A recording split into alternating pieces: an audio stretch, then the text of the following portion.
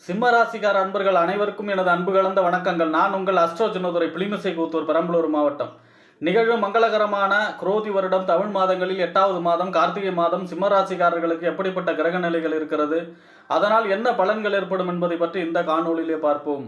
இதுபோன்ற தொடர்ந்து தமிழ் மாத ராசி பலன்களை தெரிந்து கொள்ளவும், ஜோதிட தகவல்களை தெரிந்து கொள்ளவும் நமது சேனல் ஆஸ்ட்ரோ சின்னதுரையை சப்ஸ்கிரைப் செய்து கொள்ளுங்கள், லைக் பண்ணுங்கள், நண்பர்களுக்கு ஷேர் பண்ணுங்கள். அதாவது விருச்சக ராசியில் சூரியன் சஞ்சரிக்கக்கூடிய காலம்தான் இந்த கார்த்திகை மாதம்.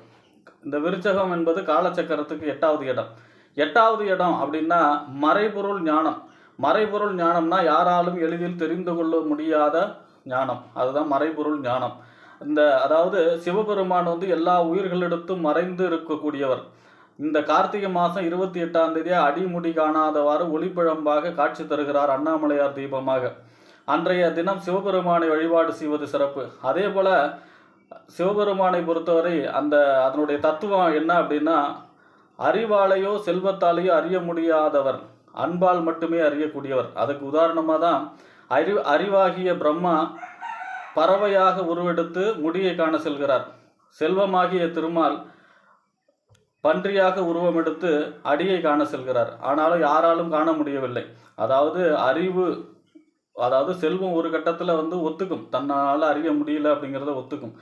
ஆனால் அறிவு ஒத்துக்காது, பொய் பேசும், விதண்டாவாதம் பேசும். அதான் பிரம்மா.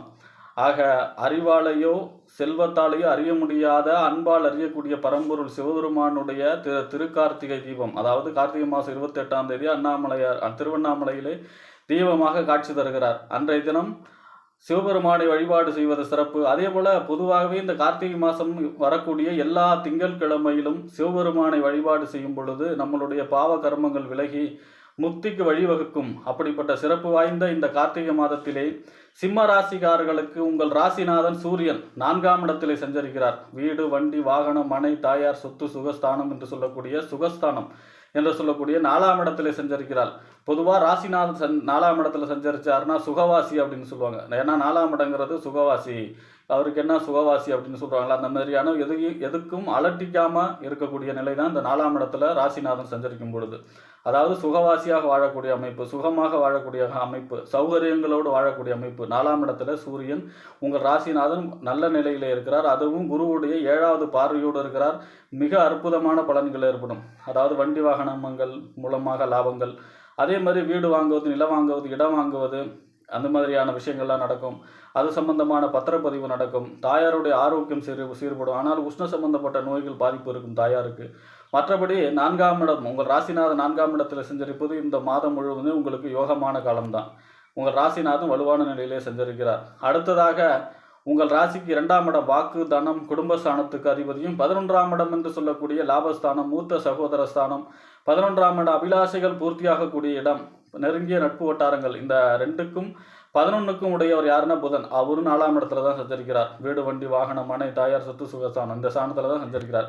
2 நாள் எப்பெல்லாம் சம்பந்தப்படுதோ 2ஆம் இடம் வருமானம், 4ஆம் இடம் அசையா சொத்துக்கள் மூலமாக வருமானம் பெறக்கூடிய அமைப்பு, வளர்ப்பு பிராணிகள் மூலமாக வருமானம் பெறக்கூடிய அமைப்பு, ரியல் எஸ்டேட் தொழில் செய்கிறவங்களுக்கு அதன் மூலமாக வருமானம் பெறக்கூடிய அமைப்பு, அதே மாதிரி வாகன தொழில் செய்பவர்களுக்கு வருமானம் அதிகமாக கிடைக்கக்கூடிய அமைப்பு.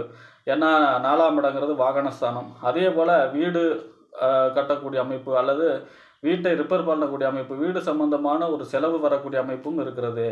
அதே போல் இந்த 11ஆம் இடத்து அதிபதி 4ல் இருக்கார் அப்படின்னா லாபம், அதாவது இதன் மூலமாக லாபம், வீடு, வண்டி, வாகனம், மனை, இதன் மூலமாக லாபம். அதே போல் லாபம் நம்மளுடைய அபிலாஷைகள், வீடு, நிலம் ஏதாவது சம்பந்தமாக இந்த இடம் கிடைக்கல, அந்த இடம் கிடைக்கல, இல்லை நம்ம இடம் நல்ல விலைக்கு விற்கல அப்படிங்கிறவங்களுக்கு உடனடியாக இந்த மாதம் அதன் மூலமாக அனுகூலங்கள் பெறக்கூடிய அமைப்பெல்லாம் இருக்கிறது. நெருங்கிய நட்பு வட்டாரங்கள் மூலமாக அனுகூலங்கள் இருக்கிறது. மூத்த சகோதர வழி அனுகூலங்கள், ஆதாயங்கள் இருக்கக்கூடிய அமைப்பெல்லாம் மிகச்சிறப்பாக இருக்கிறது. ஆக புதனும் இந்த மாதம் உங்களுக்கு அனுகூலமான நிலையிலே இருக்கிறார்.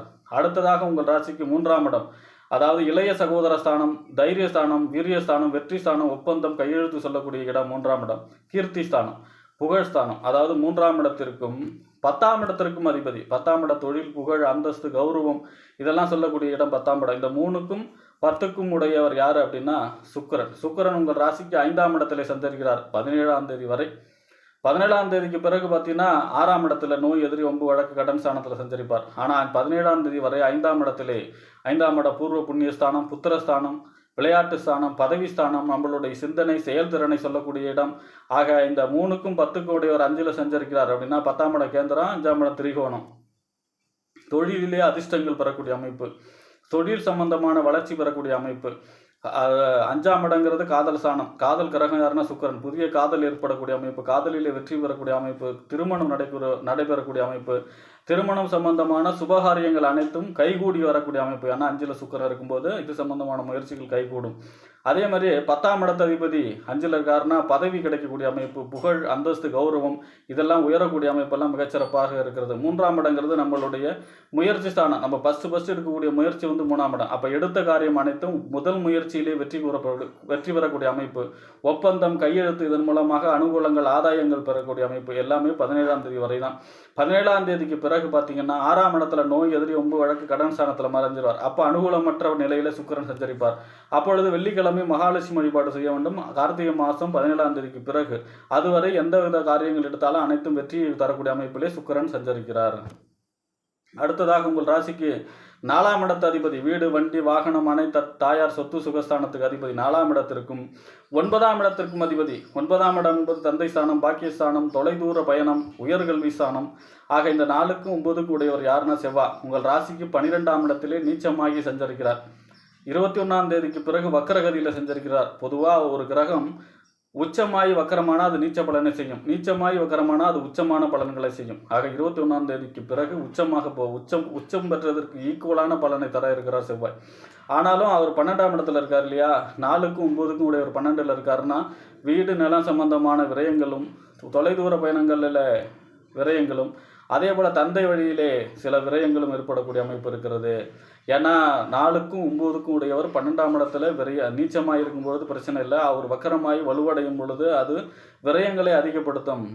தாய் வழி, தந்தை வழி விரயங்களை ஏற்படுத்தும். வண்டி வாகனங்களில் ஒரு சில பழுதுகள் ஏற்படக்கூடிய அமைப்பு இருக்கிறது.